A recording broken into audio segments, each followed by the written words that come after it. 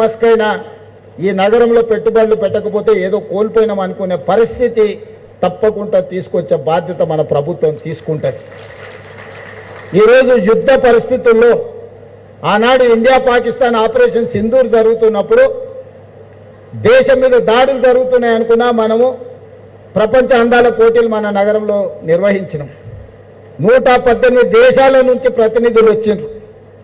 నేను ఎందుకు గుర్తు చేస్తున్నా అంటే యుద్ధం జరిగిన హైదరాబాద్ నగరం ఎంత భద్రమైందో అంతమంది ప్రతినిధులు ఇక్కడికి వచ్చిందంటే మన పట్ల నమ్మకం, విశ్వాసం. ఈరోజు ఇరాన్, ఇజ్రాయెల్ కావచ్చు, లేకపోతే రష్యా, ఉక్రెయిన్ యుద్ధాలు కావచ్చు, ప్రపంచంలో ఎక్కడ యుద్ధాలు జరిగినా యుద్ధ వాతావరణం ఉన్నా మన ప్రాంతం ప్రశాంతమైన ప్రాంతము. మన ప్రాంతం రక్షణ విషయంలో ఎవ్వరూ ఏం ఆలోచన చేయాల్సిన అవసరం లేదు. అందుకే మనకు పెట్టుబడులు వస్తాయి, అందుకే మనకు పరిశ్రమలు వస్తాయి, అందుకే ఈరోజు మనకు పెద్ద పెద్ద ఫార్చ్యూన్ 500 కంపెనీస్ మన దగ్గరకు వస్తున్నాయి. వీటన్నిటిని అందిపుచ్చుకోవాలంటే మనం సిద్ధంగా ఉండాలి. సిద్ధంగా ఉండాలంటే ట్రంక్ ఇన్ఫ్రాస్ట్రక్చర్ డెవలప్ చేసుకోవాలి. ఔటర్ రింగ్ రోడ్ ఆలోచన చేసినప్పుడు ఇది అయ్యేదా అన్నారు. ఈరోజు మనం రీజనల్ రింగ్ రోడ్ 360 కిలోమీటర్లతోని రీజనల్ రింగ్ రోడ్ నిర్మించుకుంటున్నాం. ఈరోజు రేడియల్ రోడ్ మీ కళ్ళ ముందరనే పనులు జరుగుతున్నాయి. కొంగర కళాన్ నుంచి ఆమంగల్, అక్కడి నుంచి నల్లమల వరకు, నల్లమల నుంచి సోమశిల నుంచి నంద్యాల నుంచి బెంగళూరు వరకు ఈరోజు మనము controlled express, greenfield express highway మనం నిర్మించుకుంటున్నాం. ఈరోజు ఆ రోడ్డు రావడంతో బెంగళూరు 70 నుంచి 80 కిలోమీటర్ల దూరం తగ్గుతుంది. ఇదే కాదు, ఈరోజు భారత ప్రధానమంత్రి, కేంద్ర ప్రభుత్వం ఈ దేశంలో 7 స్పీడ్ ట్రైన్లను ఇస్తే, వేరే భాషలో బుల్లెట్ ట్రైన్ అంటారు కదా, వాటిని ఇస్తే 3 ట్రైన్లు మన రాష్ట్రానికి వచ్చినాయి. ఈరోజు Bengaluru to Hyderabad bullet train తొందరలో మనం చూడబోతున్నాం. ఇది కళ నిజం కాబోతుంది. ఈరోజు శంషాబాద్ నుంచి పూణే వయా ముంబై ఈరోజు బుల్లెట్ ట్రైన్ రాబోతుంది. ఇవాళ శంషాబాద్ నుంచి మనకు అమరావతి నుంచి చెన్నై ఈరోజు బుల్లెట్ ట్రైన్ రాబోతుంది. చెన్నై పోవాలన్నా వయా అమరావతి వితిన్ అవర్స్లో మనం ట్రైన్లో పోవచ్చు.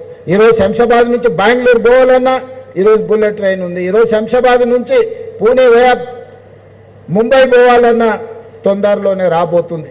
అందుకే శంషాబాద్లో ఈరోజు మనం బుల్లెట్ ట్రైన్ హబ్ కోసం ల్యాండ్ కేటాయించబోతున్నాం. నగరం నుంచి మెట్రో రైలు అక్కడికి తీసుకురాబోతున్నాం. అక్కడనే ఒక పెద్ద బస్ టెర్మినల్, వివిధ జిల్లాల నుంచి, వివిధ రాష్ట్రాల నుంచి బస్సుల్లో ప్రయాణించే వాళ్ళు అక్కడికి వచ్చేస్తే కావలసిన వాళ్ళు వెళ్ళాల్చుకున్న బుల్లెట్ ట్రైన్ హబ్లో వాళ్ళు అక్కడనే డైరెక్ట్గా జాయిన్ కావచ్చు. నగరంలో నుంచి ఎవరు వచ్చినా మెట్రోలో అక్కడికి వచ్చే విధంగా ఈరోజు ఎయిర్పోర్ట్ పక్కల్లోనే తొందరలోనే పెద్ద ఎత్తున బుల్లెట్ ట్రైన్ల కోసము, మెట్రో రైలు కోసము, అదేవిధంగా ఒక పెద్ద బస్ టెర్మినల్ని ఈరోజు ఈ ప్రాంతంలో మనం తెచ్చుకోబోతున్నాం. ఇవన్నీ కూడా మన భవిష్యత్ ప్రణాళికలు.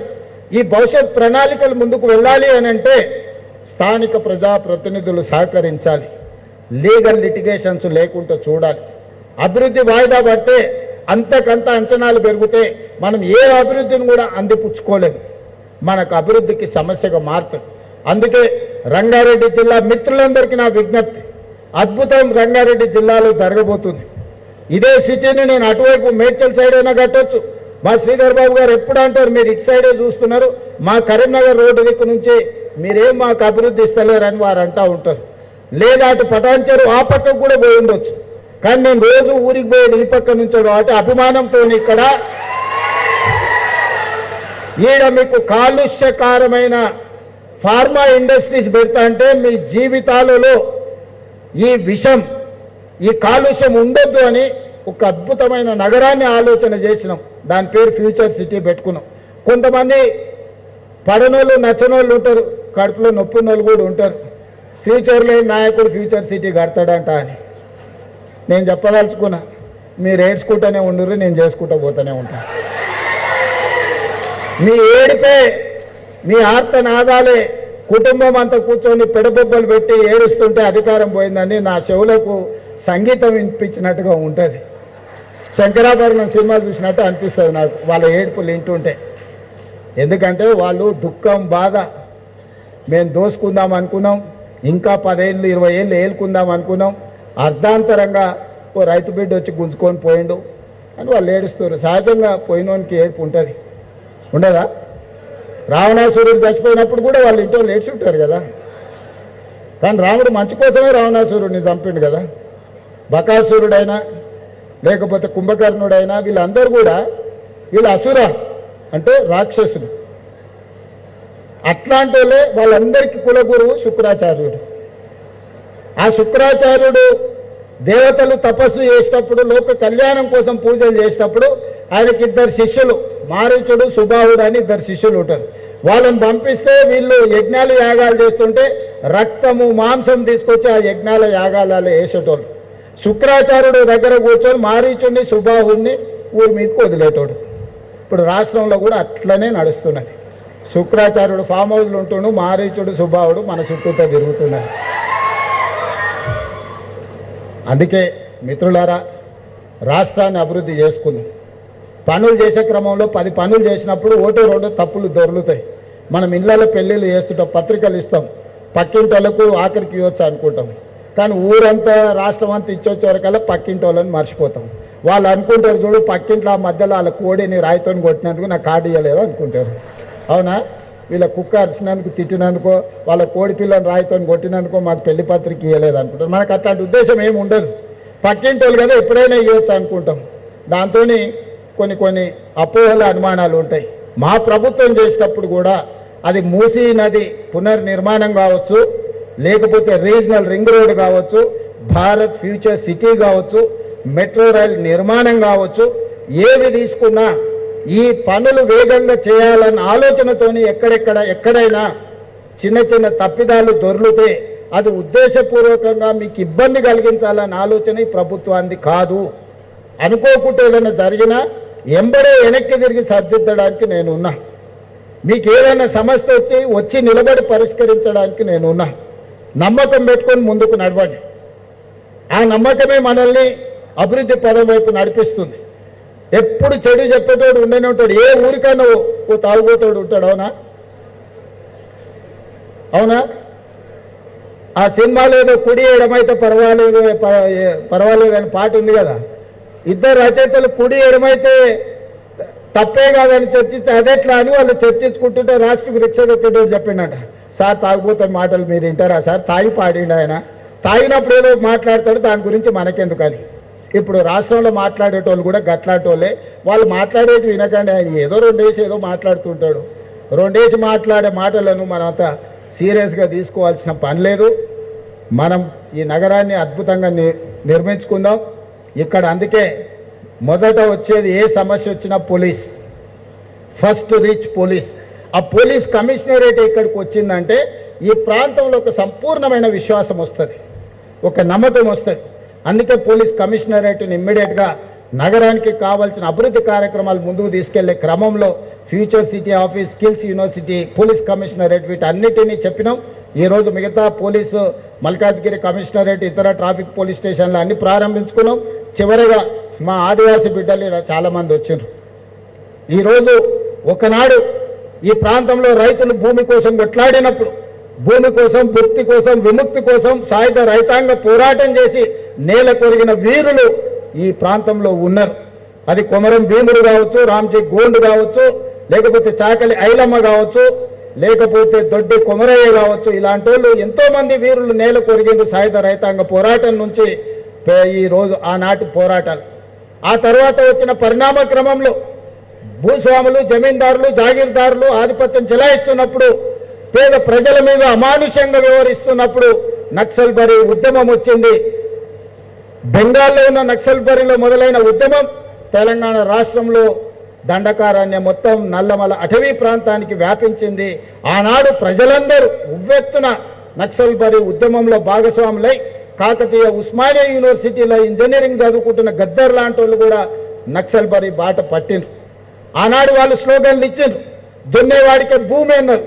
ఇందిరాగాంధీ అసైన్మెంట్ యాక్ట్ తీసుకొచ్చి, అగ్రికల్చర్ సీలింగ్ యాక్ట్ తీసుకొచ్చి భూస్వాముల దగ్గర, జమీందారుల దగ్గర, జాగీర్దారుల దగ్గర మూలుగుతున్న లక్షలాది ఎకరాలను తీసుకొని పేదలకు పట్టాల పేరు మీద భూములను అందించడం వల్ల దున్నేవాడికి భూమిని అందించింది ఆనాటి శ్రీమతి ఇందిరాగాంధీ గారి ప్రభుత్వం.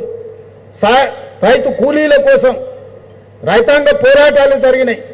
వాళ్ళ కూలీతో పాటు గిట్టుబాటు ధర గురించి ఆనాడు ఉద్యమాలు జరిగితే ఆ ఉద్యమాలను దృష్టిలో పెట్టుకొని కనీస మద్దతు ధర చట్టాన్ని తీసుకొచ్చి ఎంఎస్పి తీసుకొచ్చి ప్రపంచంలో ఏ వస్తువు ఎవడు ఉత్పత్తి చేస్తే ఉత్పత్తి చేసేవాడు ధర నిర్ణయిస్తాడు. ఒక్క రైతు మాత్రమే తాను ఉత్పత్తి చేసిన పంటను బజారుకు తీసుకెళ్తే, మండికి తీసుకెళ్తే, మార్కెట్కు తీసుకెళ్తే కొనుగోలు చేసేటోడు ధర నిర్ణయిస్తాడు. ప్రపంచంలో అత్యంత దోపిడీకి లోనైంది రైతు.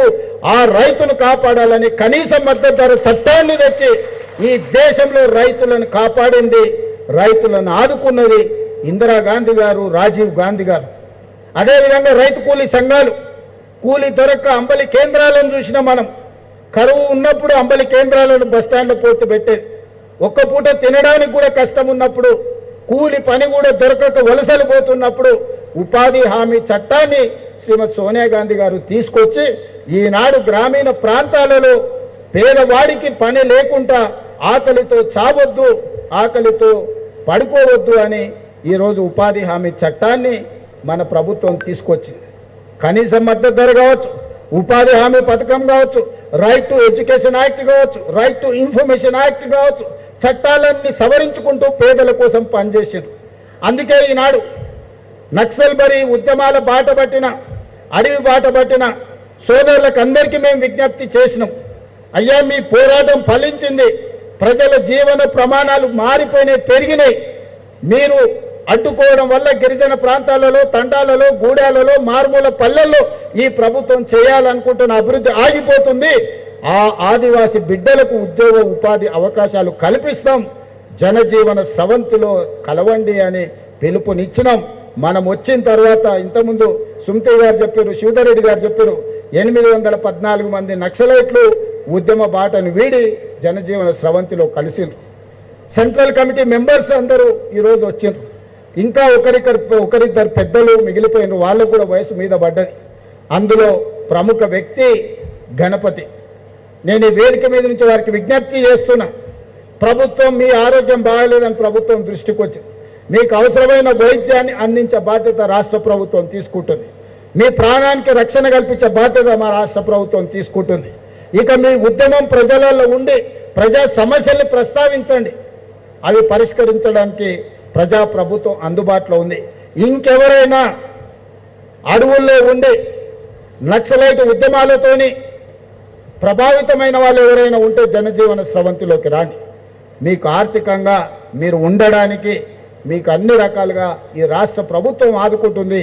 ఈనాడు గిరిజనుల యువకులకు గిరిదర్శక్ పేరు మీద ఆనాడు నక్సలైట్లకు అడవుల్లో దారులు చూపించిన మా గిరిజన బిడ్డల్ని ఆదిలాబాద్ పోతే గోండులు ఉండొచ్చు, మహబూబాబాద్ ములుగు ఈ ప్రాంతానికి పోతే కోయలు ఉండొచ్చు, అచ్చంపేట అడవుల్లో పోతే చెంచులు ఉండొచ్చు, ఇతర ప్రాంతాలలో పోతే మా లంబాడ సోదరులు ఉండొచ్చు.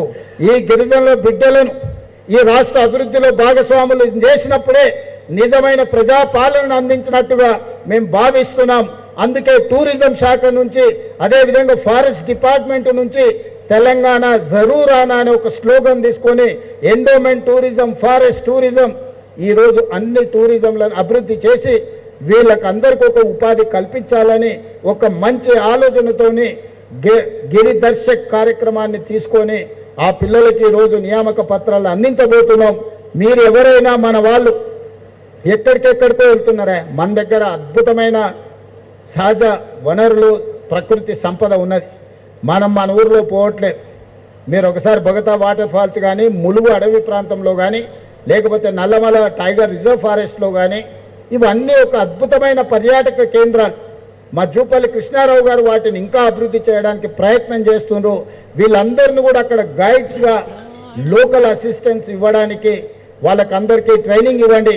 మా శ్రీధర్ బాబు గారికి నేను సూచన చేస్తున్నా, ఈ ట్రైబల్ పిల్లలందరికీ మన స్కిల్స్ యూనివర్సిటీలో ఒక సర్టిఫికెట్ కోర్స్, సాఫ్ట్ స్కిల్స్ నేర్పాలి.